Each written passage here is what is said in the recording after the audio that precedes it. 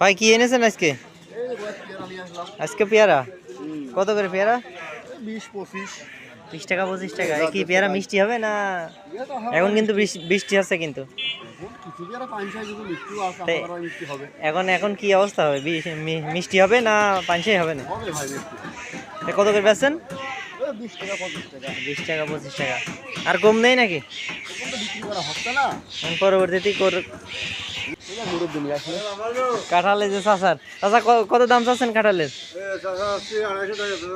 250 250 টাকা কাঁঠালের দাম। কাঁঠাল তো এখন প্রায় সব জায়গায় শেষ হয়ে গেছে।